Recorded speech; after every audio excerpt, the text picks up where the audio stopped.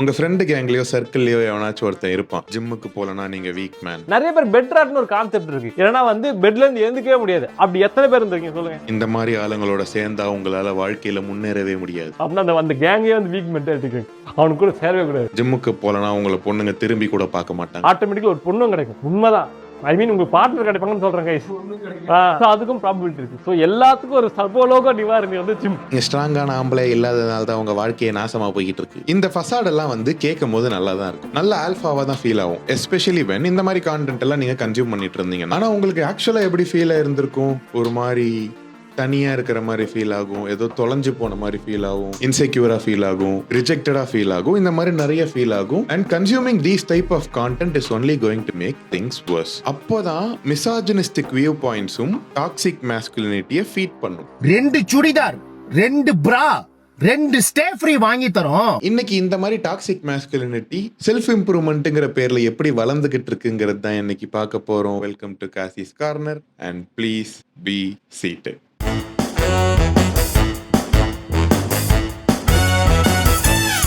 முதல்ல இந்த நரேட்டிவோட பெரிய பிரச்சனை என்னன்னா, it does not come from a place of care. ஒருத்தங்களுக்கு கேர் பண்ணுங்கிறதுக்காக தான் இந்த நரேட்டிவ் ஸ்ப்ரெட் பண்ணணுங்கிறது கிடையாது, அப்படி பண்றது கிடையாது. It comes from ranking. ஒரு சோஷியல் ஹைரார்கி, ஒரு சோஷியல் ஸ்டேட்டஸ் ரேங்கிங் மாதிரி. இப்போ people who go to the gym, people who chase wealth, people who chase self improvement, இவங்கெல்லாம் வந்து சோஷியல் ரேங்கிங்ல ஹையர். ஏன்னா ஸ்ட்ராங் மென், வீக் மென்லாம் சோஷியல் ரேங்கிங்ல கீழே. இந்த கீழே இருக்காங்கல்ல ஹைரார்கியில, அவங்களோடலாம் நம்ம பேசவே கூடாது, அவங்களோடலாம் நம்ம வந்து சவகாசமே வச்சுக்கூடாது, அவங்களெல்லாம் கட் பண்ணி அப்படியே ஒதுக்கிடணும். எதனால? Gym போலனா. See, going to the gym is 100% beneficial for you. Obviously, there are health benefits. அதெல்லாம் இருக்குதான், அதெல்லாம் யாரும் டினையே பண்ணல, அது மேட்டரே கிடையாது. But there is a difference between இப்போ ட்ரைனிங் வந்து உங்களை வந்து ஸ்ட்ராங் ஆக்கிறதுக்கு ஹெல்ப் பண்ணுங்கிறதும், which is a healthy message. இப்போ நீங்க ஜிம்மு போலனா நீங்கெல்லாம் வீக் மேன், அதெல்லாம் தான் கொஞ்சம் டாக்ஸிக்கான மெசேஜ். அது என்கரேஜ்மெண்ட், இது வந்து அசிங்கப்படுத்துறது, ஷேம் பண்றது. இப்போ வந்து மாஸ்குலினிட்டி ரிசர்ச் பார்ப்போம் நம்ம. இப்போ ப்ரிகாரியஸ் மேன்ஹுட் கேள்விப்பட்டிருக்கீங்களா?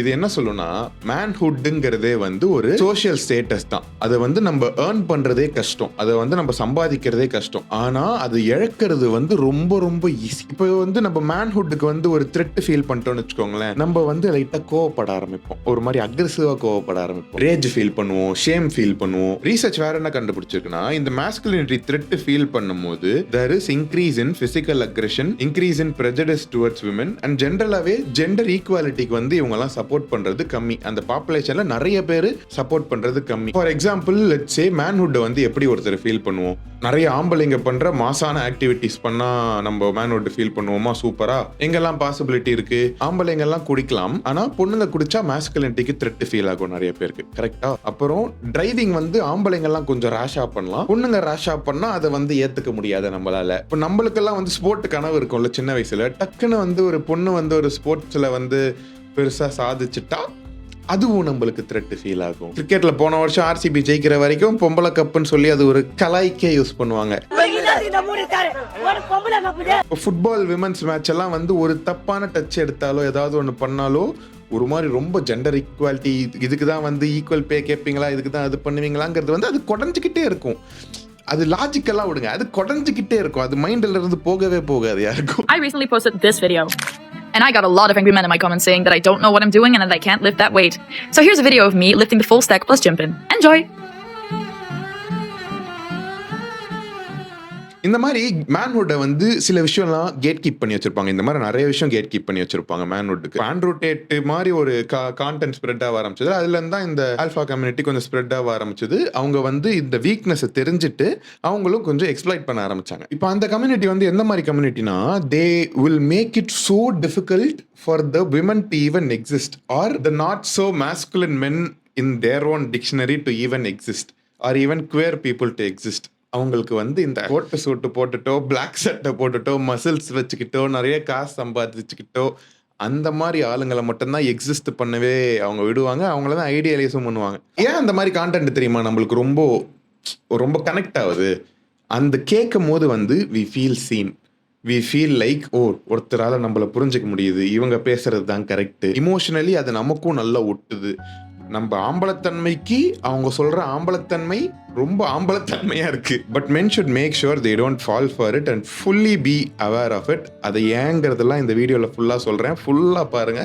ரொம்ப ரொம்ப முக்கியமான வீடியோ. தயவு பண்ணி பாருங்க. கொஞ்சம் ஓப்பன் மைண்டடோட கேளுங்க. பழைய அண்டர்ஸ்டாண்டிங் எல்லாம் விட்டுட்டு ஃப்ரெஷ்ஷாக கேளுங்க. நான் எல்லாத்துக்கும் ஸ்டடீஸ் அட்டாச் பண்ணுறேன்.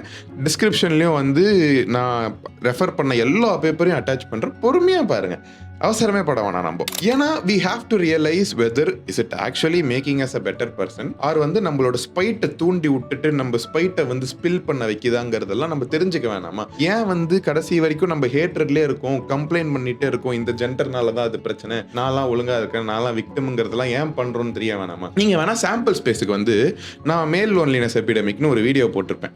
அந்த வீடியோல வந்து காமெண்ட்லாம் போய் பாருங்க. எந்த கம்யூனிட்டியுமே அவ்வளோ கோவப்படாது. இந்த கம்யூனிட்டி மட்டும் கொஞ்சம் டென்ஷன் ஆயிடுச்சுன்னா ஓவரா கோவப்படும். அது வந்து ஒரு மாதிரி அபியூஸ், இவனுங்கெல்லாம் வந்து ரொம்ப மோசமா பண்ணுவாங்க. அது பாதி பேர் அதுல விக்டிம் தான். அதாவது ரூட் லெவல்ல விக்டிம் தான். கம்ப்ளீட்டா விக்டிம் சொல்ல முடியாது, because they don't choose to change. But root லெவல்ல விக்டிம் தான். அதை எதிர்க்கிற காமெண்ட்ஸ் எல்லாம் போய் பார்த்தாலே உங்களுக்கு பாதி விஷயம் புரிஞ்சிடும். It's self explanatory. இப்போ என்ன மாதிரி ஆயிரும்னா, இப்போ ஜிம்மு போறது வந்து ஹெல்த்துக்காக நீங்க அசோசியேட் பண்றதை நிறுத்திட்டு உங்களோட மாஸ்குலின் வேல்யூக்காக அசோசியேட் பண்ண ஆரம்பிச்சிருவீங்க. அது வந்து ஒரு இன்செக்யூரிட்டி மாதிரியே டெவலப் ஆயிரும். ஜிம்மு போலனா நம்மளுக்கு வந்து ரொம்ப ரொம்ப இன்செக்யூரா இருக்கும். நம்மளால ஏதோ எல்லாமே வாழ்க்கையில போயிருங்கிற மாதிரிலாம் ஃபீல் ஆகும்ல. கரெக்டா? அது ஹெல்த்தியான ரிலேஷன்ஷிப் கிடையாதுல்ல ஜிம் போறதோட. உங்களோட self worth is based on going to the gym. But on a deeper layer that is not the case. நீங்க ஷேம் ஃபீல் பண்ணாம இருக்கிறதுக்கு தப்பிக்கிற ஒரு டூல், ஒரு எஸ்கேபிசம் தானே தவிர deep under your still hurt. அது ஜிம் வந்து உங்களை ஒரு சோக் ஹோல்டுல வச்சிரும்.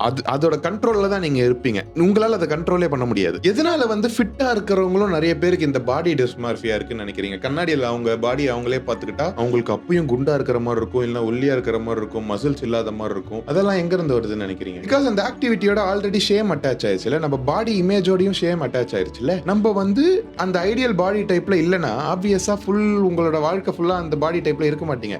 அது இல்லாத வரைக்கும் ஷேம் மட்டும் தான் ஃபீல் பண்ணுவோம். ஒரு கொஞ்சம் கூட நிம்மதியா இருக்க முடியாது உங்க பாடியை, உங்க கண்ணாடியிலே நீங்க உங்க பாடியை பார்த்துட்டு. இப்போ வந்து ஒரு 2025 ஸ்டடியில வந்து மசில் ஓரியன்டட் ஆல்ஃபா கான்டென்ட்லாம் நிறைய பேர் பாக்குறீங்கல்ல. இந்த மாதிரி ஜிம்முக்கு போங்க, ஜிம்முக்கு போனாதான் உங்களுக்கு அந்த மேட்டர் நிறைய கன்சியூம் பண்றவங்கலாம் இருக்காங்கல்ல.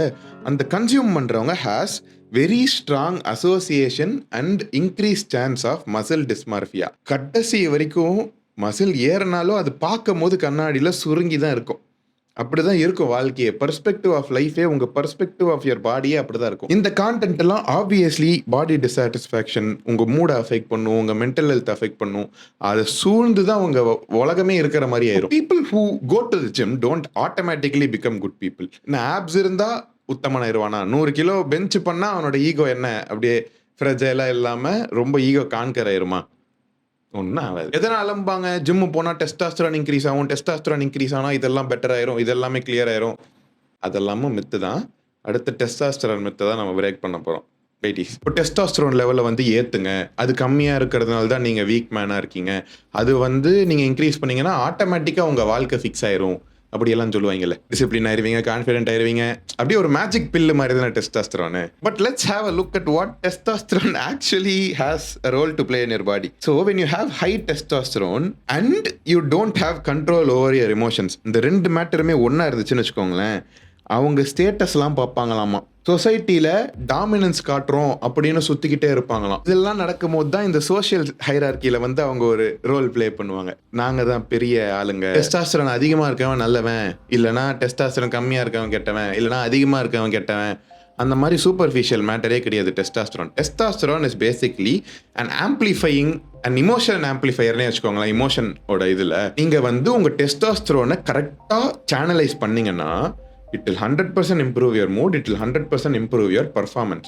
பட் அதோட கோர் விஷயம் வந்து வெறும் டெஸ்டாஸ்டரான் கிடையாது. அதோட கோர் விஷயம் வந்து உங்களோட actual mental health and actual emotional management. Emotional மேனேஜ்மெண்ட்னா என்னன்ட்டு நம்ம ஊர்ல நிறைய பேருக்கு தெரியாது. ஏகப்பட்ட பேருக்கு அவங்க இமோஷன்ஸ் என்ன ஃபீல் பண்றாங்கன்னே தெரியாத மாதிரி ஒரு நிலவரத்துல தான் இருக்கும். இப்போ இமோஷன்ஸ் வந்து கண்ட்ரோல் பண்ண முடியாத நிலவரத்துல டெஸ்டாஸ்டரான் அதிகமா இருந்தா அது வந்து ஒரு மாதிரி அவுத்து விட்ட காலம் மாதிரி ஆயிரும். இமோஷனல் கண்ட்ரோலே இல்லாம அது அக்ரெஷனுக்கு போயிடும். And you can see how the society is and how men are. Wife நான் பேசாத வார்த்தையில இல்ல.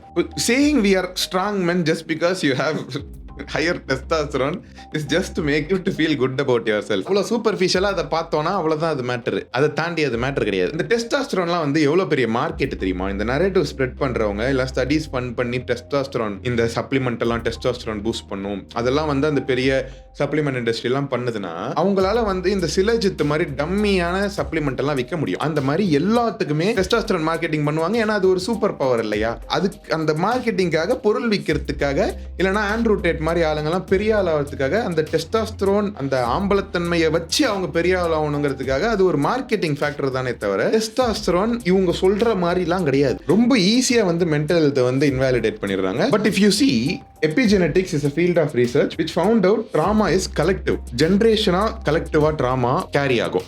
இப்போ வந்து உங்களோட மொத்த ஃபேமிலி லைனே இருக்கு பாத்தீங்களா, உங்க அப்பா அம்மா வரைக்கும் அவங்களோட எல்லா கலெக்டிவ் ட்ராமாவும் உங்க மேல வந்து விழும். இப்போ இருக்கிற நிலவரம் of the world is extremely bad. Stein files, war, bad food, bad air. Covid வந்துச்சு. கோவிட் டைம்ல அவ்வளோ ஐசோலேஷன் நடந்துச்சு. அவ்வளோ பேர் டிஜிட்டலி நம்ம போன் உள்ளே போகணும். அந்த மாதிரி வாழ்க்கை அப்படி ஆயிடுச்சு தான். பெட் ராட்டுக்கு நிறைய ப்ரோன் ஆயிட்டோம் தான். அதனால வந்து வீக் ஆயிட மாட்டோம். அதுல இருந்து நம்மளுக்கு ஹெல்ப் தேவை, நம்மளுக்கு ரெசிஸ்டன்ஸ் தேவை. அதுல இருந்து நம்ம அதை ஃபைட் பண்ண தெரிஞ்சுக்கணுமே தவிர ஹெல்த்தியரா அதுல வந்து விழுந்தவங்களை, அதுல வல்னரபிளா இருந்தவங்களை வந்து நம்ம நொட்ட சொல்லக்கூடாது அவங்க வீக் அப்படின்னு. ஒலிம்பியன்ஸ்லாம் ஏன் டிப்ரெஷன் போக போறாங்க? சிமோன் பைல்ஸ்லாம் ஏன் டிப்ரெஷன் போக போறாங்க? டைசன் ஃபியூரி ஏன் டிப்ரெஷன் போக போறான்? மைக்கேல் பிலிப்ஸ் ஏன் டிப்ரெஷன் போக போறான்? சீபம் ஏன் டிப்ரெஷன் போக போறான்? பேசிக் லாஜிக் யோசிச்சாலே இது மித்துன்னு நம்மளுக்கு தெரிஞ்சிடாதா? வீக் மென்னுங்கிறது வந்து ஒரு கிரைசிஸும் கிடையாது, ஒரு எபிடமிக்கும் கிடையாது, அது ஒரு டிசீஸே கிடையாது. ஜிம் போகாததுங்கிறது ஒரு நோய் கிடையாது. டெஸ்டாஸ்டரோன் கம்மியா இருக்குங்கிறது ஒரு நோய் கிடையாது. அது வந்து வேர்ல்ட் அப்படி ஆனதுனால அது கூட சேர்ந்து ஒரு சைடு எஃபெக்ட் மாதிரி அப்படி ஆயிடுச்சு humanity. Influencers and YouTubers should take mental health seriously and not be condescending about it. Mental health நான் ஒழுங்காக வச்சுருக்கேன், நான் வந்து அப்படி நீங்கள் கம்மியாக வச்சுருக்கீங்க, வீக் மேன், அந்த மாதிரி காண்டசெண்டிங்காக இருக்காதீங்க. கொஞ்சம் ஹெல்த்தியாக ஒரு மெசேஜை கன்வே பண்ணுங்க. This is only going to make shame much more worse then what it is. இப்போ வந்து இந்த 20,000 பேர் வச்சு பண்ண ஸ்டடியில் வந்து இதை பாருங்க, இந்த மேஸ்குலினிட்டி நார்ம்ஸ்குள்ளே நம்மளே செலுத்திக்கிறோம்ல, நம்மளா இதுதான் மேஸ்குலின், இதுதான் மேன்வுட் அப்படின்னு ஒன்று புரிஞ்சு வச்சுக்கிட்டு அதுக்குள்ளே நம்மளே செலுத்திக்கிறோம்ல, அது வந்து என்ன பண்ணுன்னா இந்த ப்ரெஷர்னால மென்டல் ஹெல்த் டிக்ளைன் ஆகுது.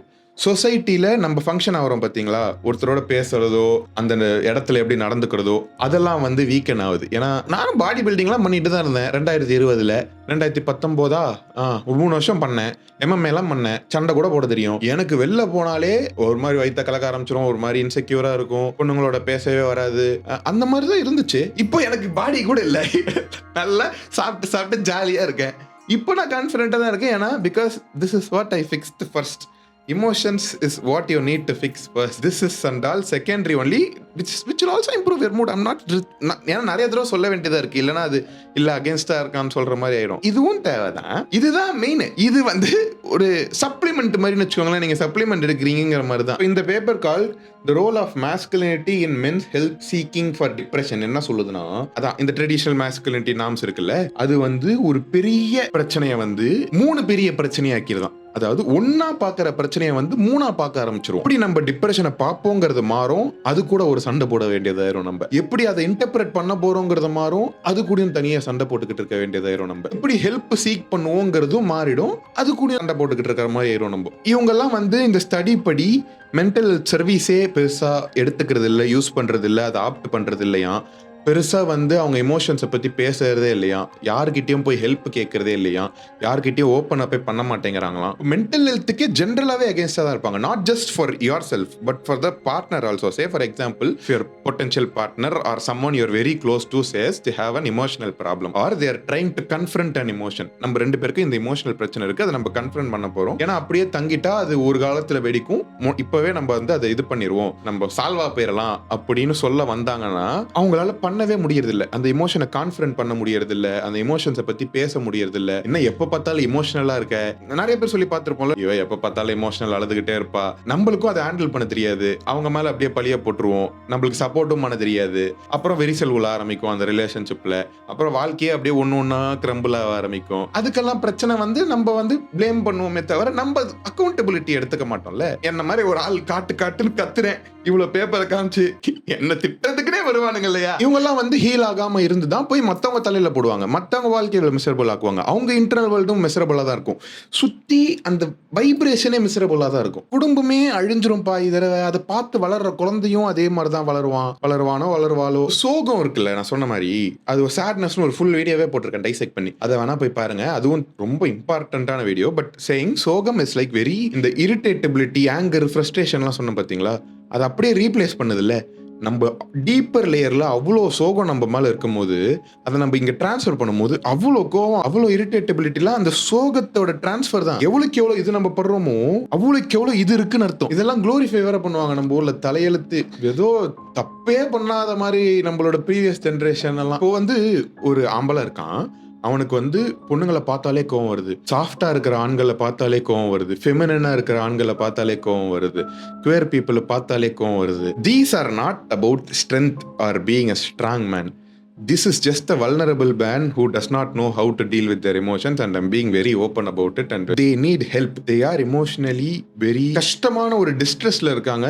They are definitely in need of help. இதனால தான் men suffer.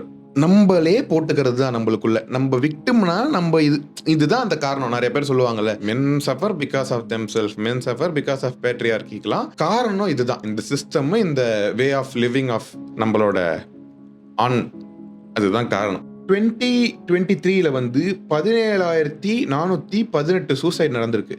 அதுல 73% மென்னு தான்.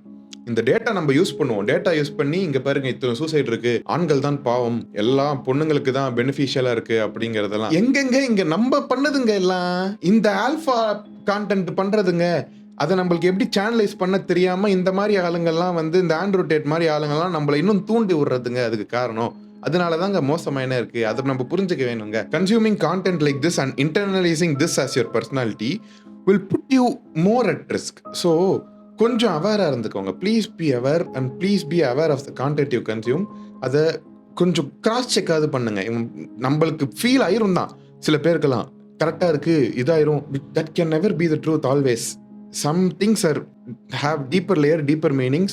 Some things can distract you into a different emotion. அதெல்லாம் கொஞ்சம் நம்ம தெளிவாக வேண்டியது நம்மளுக்கு ரொம்ப முக்கியம் தான். இப்போ நம்ம எல்லாருக்கும் வந்து இன்சல்னா என்னன்னு தெரியும்ல. அந்த டெரகேட்டரி டேர்மை இன்சலை திட்டுறதுக்கு யூஸ் பண்றதை விட்டுருவோம். இன்சல் இஸ் சம்ஒன், இப்போ நம்மளுக்கு வந்து எனக்கு பொண்ணே கிடைக்காது, நான் வந்து யாரையும் அட்ராக்டே பண்ண முடியாதுன்னு நினைச்சு அதுல நம்பிக்கையே போயிடுறவன் இருக்கான் பாத்தீங்களா, அவனை வந்து இன்சல்னு டேர்ம் பண்ணலாங்க. ஃபர்ஸ்ட் நம்ம அந்த இதை மட்டும் எடுத்துப்போம், அந்த டேர்மை மட்டும் எடுத்துப்போம். பெரிய நெகட்டிவ் கானோட்டேஷன்ல பார்க்க வேணாம் நம்ம. ஆனா இந்த இன்சல் டேர்ம் இருக்கு பாத்தீங்களா, இந்த ஸ்டேட்ல இருக்கும்போது most time it can automatically turn into misogyny. That is the problem. Incel term is not bad by itself. It's not bad ன்னு சொல்ல முடியாது. It will turn bad basically. So at the core வந்து மிசாஜனியோட காரணம் வந்து grief. அதான் சோகம் தான் மிசாஜனியை தூண்டுற ஒரு இமோஷன். இந்த மாதிரி அந்த கேரக்டரிஸ்டிக் எல்லாம் ஃபீல் பண்றாங்கல்ல, அவங்க வந்து 64% டிப்ரெஷன் சிம்டம்ஸ் காட்டியிருக்காங்க, 48% சூசைட் ஐடியேஷன் ஃபீல் பண்ணியிருக்காங்க, 60% ஆங்ஸைட்டி, 28% PTSD.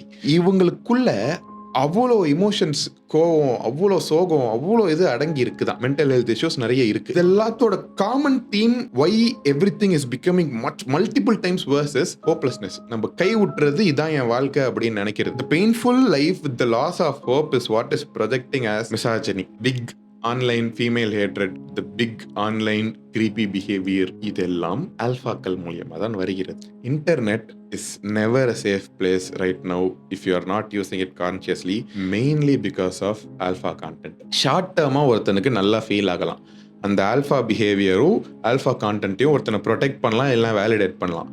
லாங் டேர்ம் அவனை பாய்சன் பண்ணிடும், அவன் வாழ்க்கையே கெடுத்துரும். This whole go to the gym, become fit, testosterone ஏத்து, லக்ஸரி கார் வாங்கு, அப்போதான் உங்களுக்கு பொண்ணு கிடைக்கும், இதெல்லாம் வந்து இந்த மொத்த மாடல், இந்த மொத்த perspective can ruin your internal life. Toxic masculinity என்ன சொல்லணும்னா, டாமினேட் பண்ணுங்க, அது பண்ணலனா no one will care about you, இதெல்லாம் இல்லனா நீங்க ஷேம் ஃபீல் பண்ணுங்க, வீக் மென்னு அப்படின்ட்டு நினைச்சுக்கிட்டாவது அதுல இருந்து வெளில வாங்க. இதெல்லாம் வந்து நல்லதே கிடையாது. You can do it in a much more healthier way. For example-க்கு இப்போ ஜிம் போறதோட இந்த நெகட்டிவ் கானோட்டேஷன் அட்டாச் பண்றத தாண்டி, நான் என் ஹெல்த்துக்காக ஜிம் போறேன், என் பெர்ஃபார்மன்ஸ்க்காக ஜிம் போறேன்னா ஆட்டோமேட்டிக்கா உங்க மூட் பெட்டர் ஆகி நீங்க அந்த நல்ல மூடிலே ஒரு பெட்டர் பர்சனா வெளியே வருவீங்க. டிசிப்ளினா இருக்கணும்னா அந்த ஸ்ட்ரெஸ்ஸை போட்டுக்கிட்டு அது இல்லனா எனக்கு எனக்கு வாழ்க்கை போச்சு, அது இல்லைன்னா எனக்கு பொண்ணுங்களே கிடைக்காது, அது இல்லைன்னா எனக்கு குடும்பம் நாசமா, அந்த கானடேஷன்ல போனாலும் அதே பிரச்சனை தான். ஃபன்னா போங்க, அந்த ப்ராசஸ் ஃபன்னா வச்சுக்கோங்க, டிசிப்ளின்டா இருங்க. இல்ல வேணாம்னு சொல்லவே இல்லை யாரும். இந்த ஆல்ஃபா அட்டாச்மெண்ட்டோட டிசிப்ளினா இருக்கிறது it's going to make it worse. Night டைம்ல ரொம்ப வெளியே போகாதமா, ட்ரெஸ் ஒழுங்கா போடு, ஷால் போடு, டைட்டான ஜீன் போடாத, ஹை ஹீல்ஸ் போடாத, நைட் டைம்ல ரொம்ப நேரம் சேட் பண்ணாத. இங்க பாரு, அது டாக்ஸிக்லாம் கிடையாது, உன் மேல இருக்கிற ஒரு அக்கறை. நான் லவ் பண்ற பொண்ணு சேஃபா இருக்கணும், நான் லவ் பண்ற பொண்ணை யாரும் தப்பா பாத்துக்க கூடாது அப்படின்னு நினைக்கிற ஒரு நல்ல ஒரு தாட் அது. இப்போ இந்த மென்னா ப்ரொடெக்ட் பண்ணுங்கிறதெல்லாம் அந்த இதெல்லாம் இருக்கு பார்த்தீங்களா, தாராளமா பண்ணலாம், யாரும் பண்ண வேணாம்னு சொல்ல. ஆனா பண்றதுக்கு முன்னாடி அவங்க கேட்டா பண்ணலாம். சும்மா நான் ப்ரொடெக்ட் பண்ணுவேன் இல்ல நான் ப்ரொடெக்ட் பண்ணுவேன்ட்டு அந்த சார்பட்டால வர மாதிரி சட்டையை கழட்டிட்டுலாம் போகக்கூடாது. அப்படி அவங்க வாழ்க்கையில அவங்க ஏதாவது டெசிஷன் எடுக்கணும், நீங்க எதுவும் கவலைப்படக்கூடாது. ஏன்னா அது அவங்க வாழ்க்கை. ஐயோ பொண்ணு நீ தம் அடிக்கிறக்கோ, கண்ட்ரோலே பண்ண வேணாம் இன்னொருத்தர் வாழ்க்கையை. அவன் அடிச்சுட்டு போனா அவன் என்னமோ அது அவன் வாழ்க்கையில. உங்களுக்கு ஏதாவது ஆச்சா? இல்ல அவன் அதான் நான் சொன்னல, ஆல்ரெடி நிறைய தடவை சொல்லியிருக்கேன், ரீப்ரொடியூஸ் பண்ணும்போது இந்த ஸ்மோக்கிங் ட்ரிங்கிங்லாம் will make might affect your next generation. There are studies. அதுல இருந்து ரெக்கவர் ஆகலாம். இனிஷியலா ஹேபிட் இருந்து ஸ்லோவா ரெக்கவர் ஆகலாம். நம்மள ஸ்ட்ரெஸ் பண்ணிக்காம ரெக்கவர் ஆகலாம். இல்லைன்னா அப்படியும் பண்ணிட்டு போய் எனக்கு குழந்தை குட்டியே வேணான்னு இருந்துட்டு போயிடலாம். அந்த மாதிரி சிங்கிள் டைமென்ஷன்ல எதையுமே பார்க்க தேவை கிடையாது. அவன் வாழ்க்கையில அவன் நிறைய டைமென்ஷன்ல பார்த்துக்கிட்டோம், அவன் விட்டுறலாமே. எதுக்கு நம்ம ஏன் கண்ட்ரோல் பண்ணணும் இன்னொருத்தனை? ஏன் இன்னொருத்தனை வீக் மேனு சொல்லணும்? You can please express your emotions, please talk to somebody, please இமோஷன்ஸை பத்தி டீப்பா பேசுங்க. அப்படி உங்களுக்கு யாரும் பேசுறதுக்கு இல்ல, பேசினா கேட்க மாட்டாங்க, அதெல்லாம் இருந்துச்சுன்னா தாராளமா காசு இருந்துச்சுன்னா தெரபிஸ்ட் கிட்ட பாருங்க. அப்படி காசு இல்ல, எனக்கு ஃபண்ட் பிரச்சனைனா ஜேர்னல் எழுதலாம். ஜேர்னல் நிறைய எழுதலாம். யூனிவர்ஸ் கிட்ட பேசுற மாதிரி வச்சுக்கோங்களேன். யூனிவர்ஸ் கிட்ட நீங்க பாட்டு ஜேர்னல் எழுதுங்க. பேசுறதுக்கு ஆள் இருக்கு. சாலிட்யூட்லயே நிறைய பண்ணலாம். எனக்கு மனுஷன் இருந்தாதான் பிழைக்க முடியும், அதுவே எதுக்கு வேற டாபிக், அது ஒரு டீப்பர் டாபிக், அதுவும் வேற போவோம். ஆனா இதுதான் நான் சொல்ல வருது, புரியுது இல்ல? ஆல்பா வேணாம், அவ்வளவுதாங்க மேட்டர். டாக்ஸிக் மாஸ்குலினிட்டி வேணாம். ஆனா நீங்க வல்னரபிளா ஃபீல் பண்ணணும்னா தயவு செஞ்சு வல்னரபிளா ஃபீல் பண்ணுங்க. ஹார்ட் ஹெவியா தான் இருக்கும், அந்த ஹீலிங் ஸ்டேஜே கஷ்டமா தான் இருக்கும். ஆனா ஹீலிங்கோட first step is being vulnerable. Please be vulnerable. Please heal. Please don't be angry. Please don't be aggressive. Please don't be misogynistic. Thank you for being seated until the very end. This has been Kashi's Corner. பார்த்து இருந்துக்கங்க, அவ்வளோதான் என்னால் சொல்ல முடியும்.